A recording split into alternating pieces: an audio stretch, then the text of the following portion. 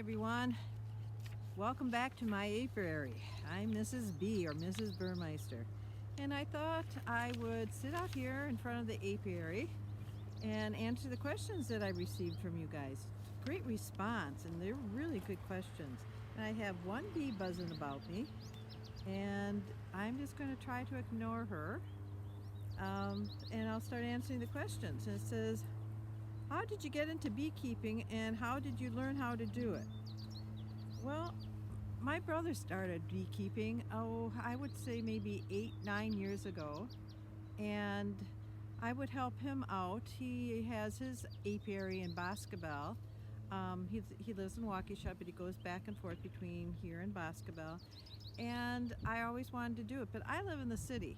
So when I started looking into whether having bees were allowed in the city, I found out you needed a permit and you also needed to become a certified beekeeper. So I took a year-long class through UW-Madison extension course, and I was given, along with a couple other people, we were in a group and we had our own little beehive like you see in the back, and we had to take care of it April through November and take care of it and learn and go to classes.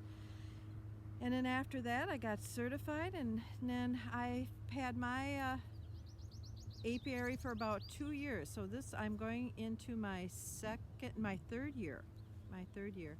And yeah, so that's how I got into it. I have a question here. Do bees make a lot of honey? Well, it really depends on what the weather's like. If you have a cold season, the bees aren't going to be able to get out to the flowers and to the nectar and bring it back and make honey. If it's a rainy season, the same thing goes. So last year we had a pretty good year. It was warm and it was sunny, and we had rain just at the right time.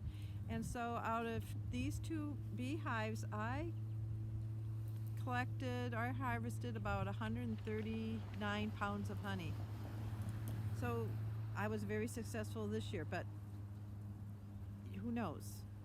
This coming new season, I might not be as successful. Depends on the weather. Why was the beehive you showed us how set up smaller to the one next to it? Well, you always build up your bee population, and you wait until you have about 6-7 frames that are full of brood and nectar to expand upon. As the season gets longer, more bees are going to be hatching. The queen's going to be laying more eggs, and you really start out with a population. In like last week, that nuke box, there were probably 10,000 bees. And then as a queen gets laying eggs about midsummer, you're going to have over 60,000 bees in one of those hives. So remember, my larger hive behind me, it was overwintered and was successful. So I had bees in both those boxes. And I use two deeps because we have pretty harsh winter here, and I want to make sure that they store enough honey. They need about 80 pounds of honey to get through a winter, especially here in Wisconsin. And then, here's a question that goes right into that. How do you feed them during the winter? I don't feed them during the winter. They have their storage of honey. What I do leave for them is what they call sugar patties. It's not in a liquid form. It's in kind of a pasty kind of form, and so it's another food source, and they can have those winter patties. How does the queen become the queen? Well, we'll get into that probably next week, but queens become queens because of what they're fed by the other bees. I'll leave it there. And then I have here, doesn't water kill bees? You don't want to have your bees wet, but I mean, they're out gathering nectar and pollen, and if it starts raining, they're going to get wet and dry out. But I have bees that drown very easily in my bird feeder that I have out here, and that's a water source for them. So bees definitely need to have a water source supply, and um, they will drown in water if they're not careful. They'll fall into it accidentally. So in my bird bath, I have a lot of corks. I have stones that they can sit upon so they don't fall into the water.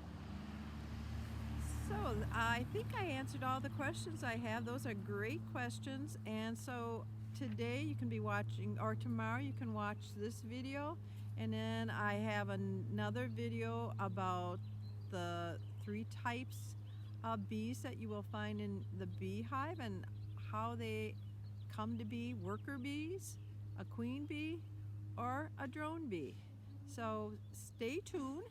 Keep asking those questions, and I hope you're enjoying this little series of beekeeping.